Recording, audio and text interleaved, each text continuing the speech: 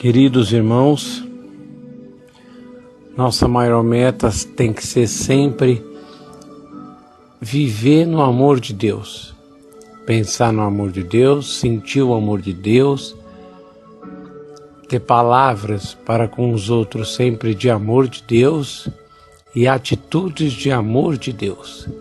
O amor de Deus, amar a Deus e amar as pessoas, perdoando-as sem olhar os defeitos, só amar tem que ser a nossa maior meta. Amar e ajudar as pessoas, irmãos.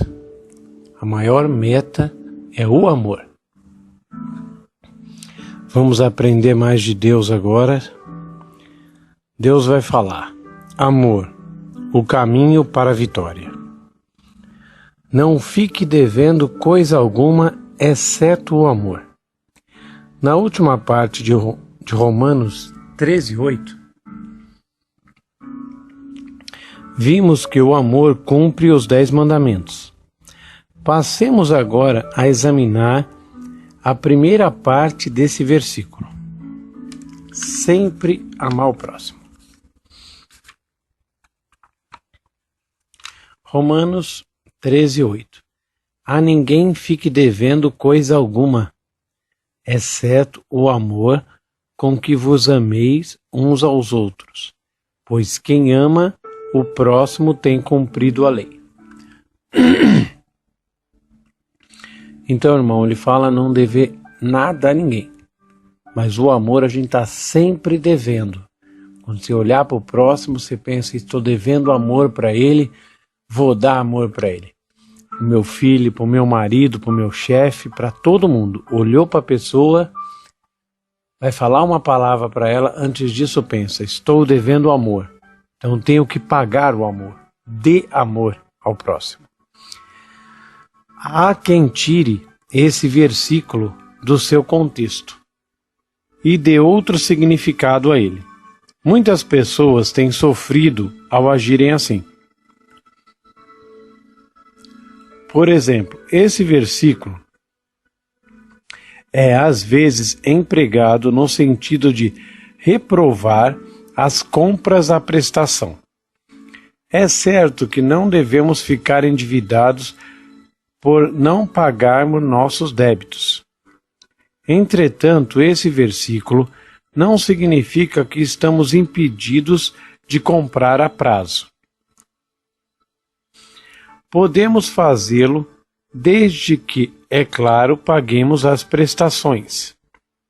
E, se alguém não souber usar corretamente seu crédito, correrá o risco de ficar endividado e perder o direito ao crediário.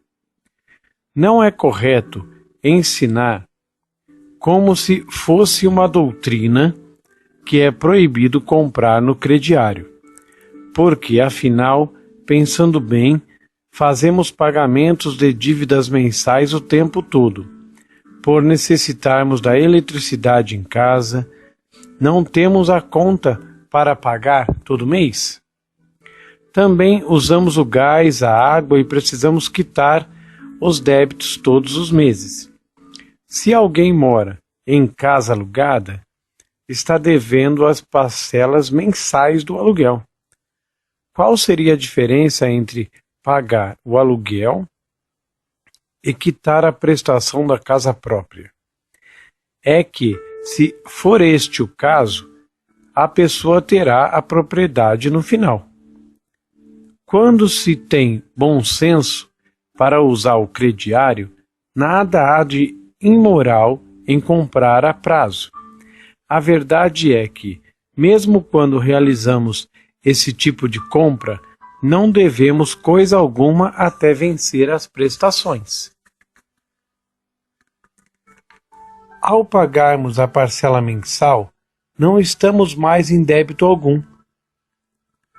Há quem consiga fazer as coisas mais tolas pensando que está obedecendo às Escrituras, sem realmente prestar atenção à Bíblia. Entenda, não se pode tirar parte de um versículo do seu contexto para tentar comprovar alguma coisa.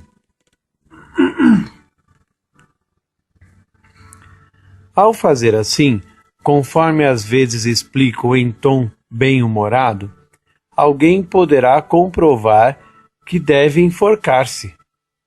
Certo texto bíblico diz: então Judas, atirando para o santuário as moedas de prata, retirou-se e foi enforcar-se. Suponha que um leitor lesse esse versículo e passasse a outros isolados, como, por exemplo, aquele que diz respeito à parábola do bom samaritano, no qual se lê: vai e procede tu de igual modo. Ou outro texto que diz: o que pretendes fazer, faze-o depressa. Ao juntar esses versículos que estão fora de contexto, poderíamos declarar que Judas foi enforcar-se e que nós devemos fazer o mesmo sem a mínima demora.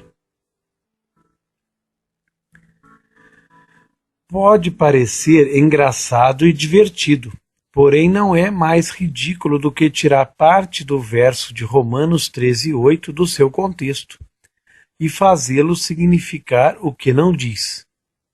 Certa vez, ouvi falar em um ministro que fez exatamente isso. Na cidade onde ele tinha o seu ministério, determinada igreja batista cresceu tanto que seu templo e as suas instalações ficaram pequenas. O pastor batista resolveu vender o prédio, mas desejava vendê-lo a um grupo cristão, para ainda servir aos cultos evangélicos.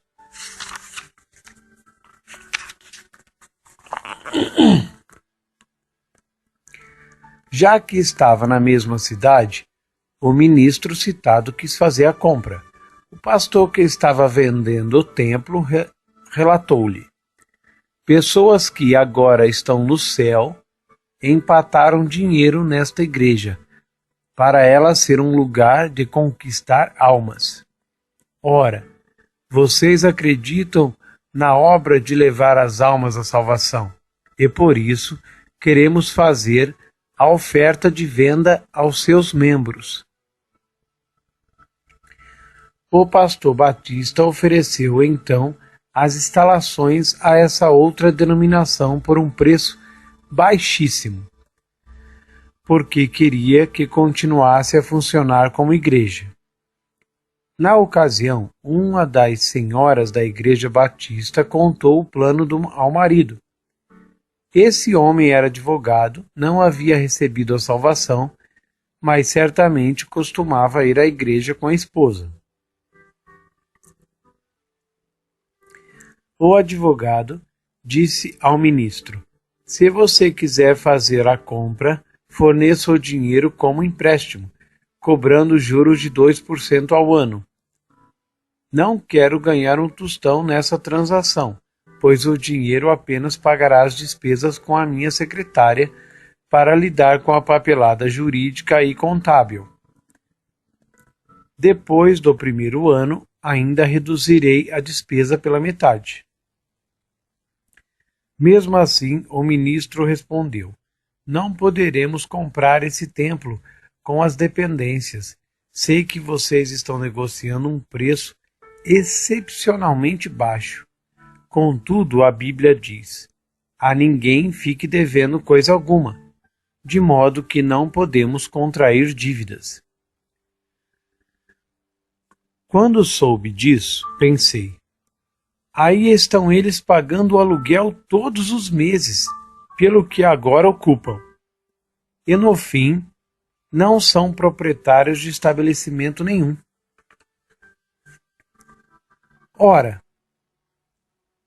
qual seria a diferença entre pagar um aluguel mensal ou a prestação para comprar as instalações inteiras? Uma vez feito o negócio, eles poderiam fazer o que bem entendesse com o imóvel inteiro. Você sabe que dentro de 18 meses, só sobraram cerca de 30 membros na igreja do ministro que não quis comprar o templo próprio. Finalmente, encerraram as atividades e o ministro deixou a cidade.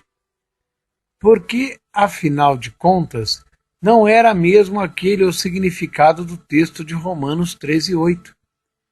É perigoso tirar um texto bíblico do seu contexto e constituir nele uma doutrina. Outro pastor e sua esposa deram início a uma igreja na própria casa, mas a obra cresceu e tiveram de alugar outros lugares. Para isso, continuaram poupando dinheiro em um fundo financeiro para a construção de um templo até terem 1,5 milhões de dólares à disposição. Empregaram aquele valor como entrada na compra daquele espaço. Então construíram tudo. Depois de mais uns 2 anos, tiveram pagado um total de 4 milhões de dólares pelo imóvel inteiro. Mas com isso eram proprietários de tudo, sem dever uma mensalidade de aluguel ou prestação de compra no local. E se não tivessem dado aquele passo de fé e feito o pagamento inicial de 1,4 milhão de dólares, o fim de adquirirem a propriedade, Deus os abençoou porque puseram mãos à obra. Hoje, a congregação conta com mais de 3.500 membros.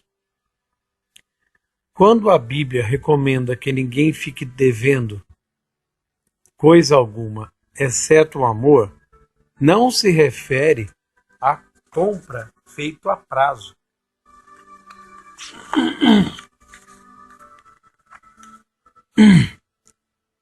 Não há referência a essa situação.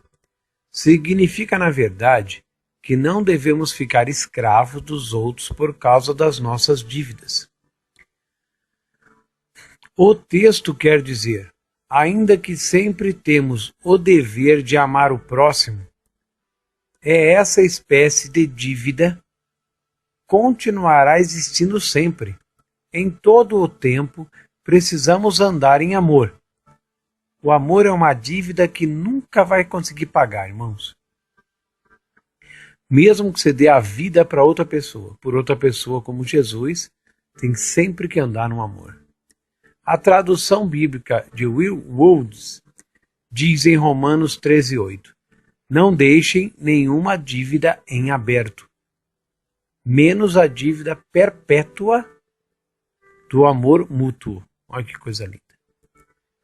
As Escrituras dizem que Deus abençoará toda a obra das vossas mãos. Se, porém, não pusermos as mãos à obra em algum serviço do Senhor, não existirá coisa alguma para Ele abençoar.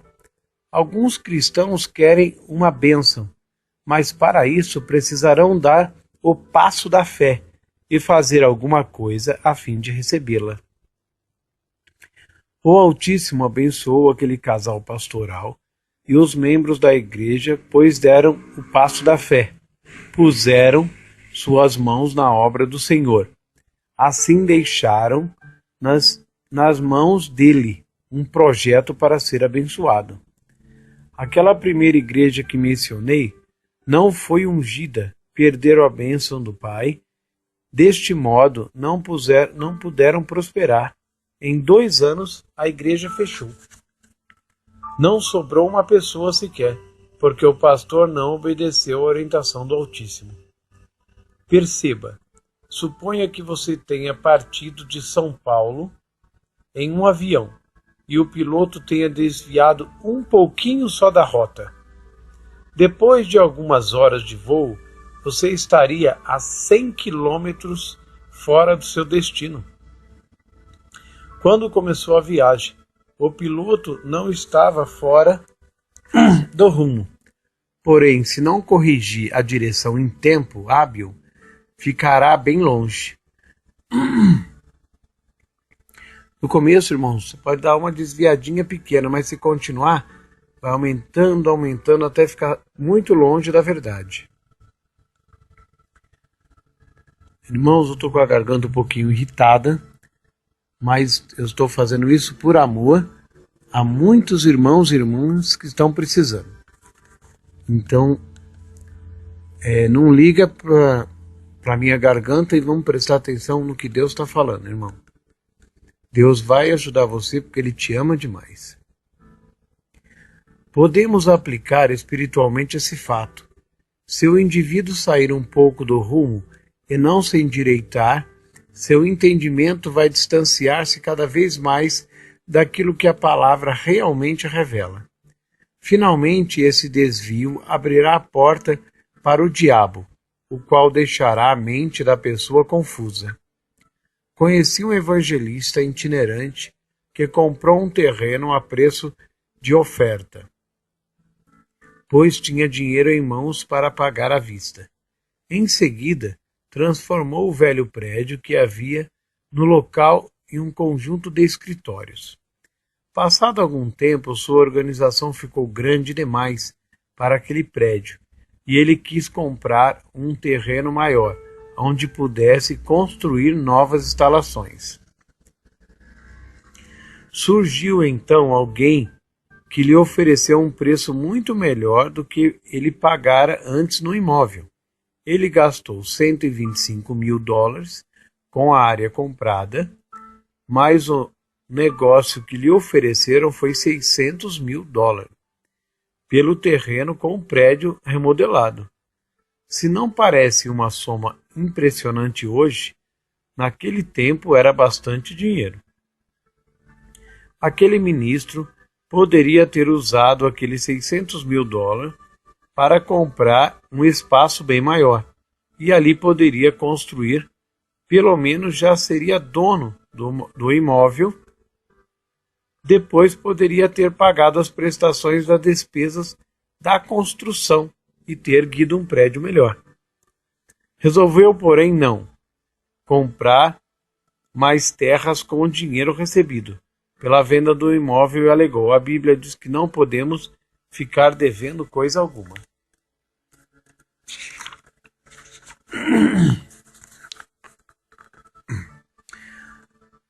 Teriam de pagar a despesa da construção e não poderiam fazer isso.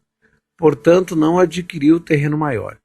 Em vez disso, tendo aqueles $600 mil em mãos, assinou um contrato para pagar o aluguel no andar inteiro de um prédio de escritório. Procurou levantar dinheiro para pagar à vista o imóvel novo que queria comprar. Suas atividades, porém, exigiam mais espaço e teve que alugar também um segundo andar naquele prédio. Pois bem, ele gastou as mensalidades do aluguel, os $600 mil que recebera na venda do imóvel, e, em troca, não conseguiu ser proprietário de coisa alguma. A verdade é que, passando algum tempo, o evangelista chegou a gastar $800 mil de aluguel.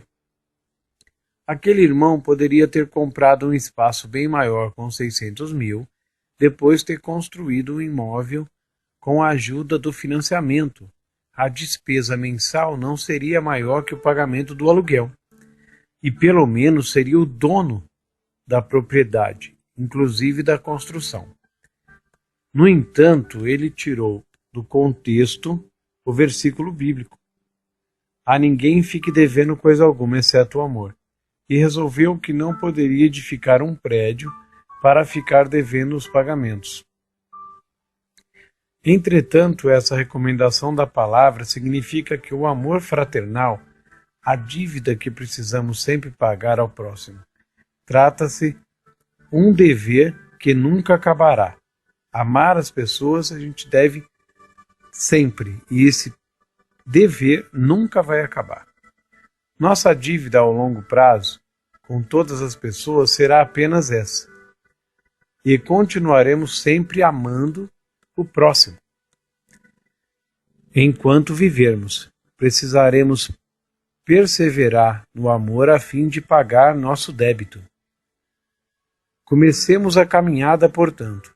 Aprendamos a andar no caminho régio do amor do Altíssimo, para colhermos os benefícios. Agora uma parte, irmãos, de confissão. Confesse isso sempre, todos os dias. O amor do tipo de Deus foi derramado em meu coração, pelo Espírito Santo. Por isso eu amo, assim como meu Pai Celestial ama. Não tenho ódio por pessoa alguma. Deixarei, portanto, a natureza amorosa do Criador dominar a totalidade do meu ser. Andarei na lei do Todo-Poderoso, falarei segundo o amor divinal, agirei sempre desta maneira, pois sou uma nova criatura feita em Cristo Jesus, segundo a nova aliança. Seguirei os estatutos e mandamentos do Pai eterno ao andar na lei da nova aliança, que é o perfeito amor. Sempre perdoarei todos e não deixarei mágoa nenhuma em meu coração. Amém.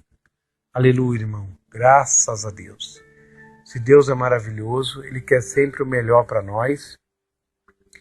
Pode seguir o que Ele fala, que vai ser bênção sobre bênção. Você vai ser mais que vencedor e Ele vai te fazer um sucesso. Feche os olhos, coloque a mão no seu coração, busque a Deus com todas as suas forças.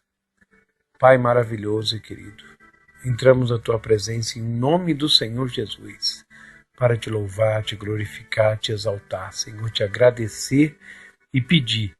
Viva sempre com a gente, Pai, sempre nos ensine, vamos sempre ler a Bíblia, Pai, para o Senhor sempre falar com a gente, vamos sempre confiar no seu amor e na sua palavra. E para haver confiança, temos que conhecer. Pai, nós vamos ler a Bíblia sempre, e o Senhor nos revele sempre a sua vontade, Pai. Pai, muito obrigado, Senhor, de ser um Deus tão perfeito, maravilhoso, fiel, verdadeiro, o melhor amigo. Aleluia. Te glorifico, te exalto, Pai. E em nome do Senhor Jesus eu te peço agora o teu poder, Pai, para tirar todo o mal da vida do meu irmão, da minha irmã que está ouvindo essa mensagem agora.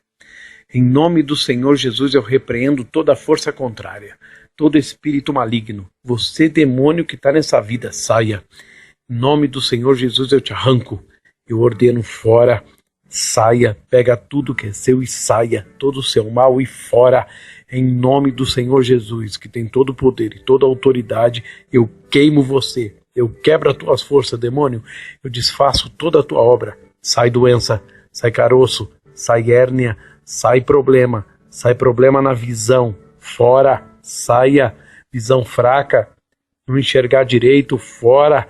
Saia mal, saia mágoa, tristeza, vício, problema, briga na família, desemprego, miséria, vontade de se matar, opressão, depressão, toda a mentira do inferno nessa vida, saia. Você, demônio, que está impedindo dela encontrar mais e mais a Deus, fora. Saia. Em nome do Senhor Jesus Cristo eu repreendo você, demônio, com toda a sua obra. Saia todo o mal em nome de Jesus. E não volte. Pai maravilhoso, obrigado, Pai. Obrigado, Pai. Obrigado. Te amamos, vamos te buscar cada vez mais. Está sempre ligado ao Senhor, louvando, lendo, pelo menos 3 vezes por dia, ler a sua palavra, Pai. Uma página só. Pai, vamos ler Colossenses, Filipenses. Te amamos, te glorificamos, Pai. Acreditamos na tua palavra que diz: lançai sobre mim toda a vossa ansiedade e preocupação, porque eu cuido de vós. Acreditamos na tua palavra e no teu amor. Pai, muito obrigado. Amém e amém.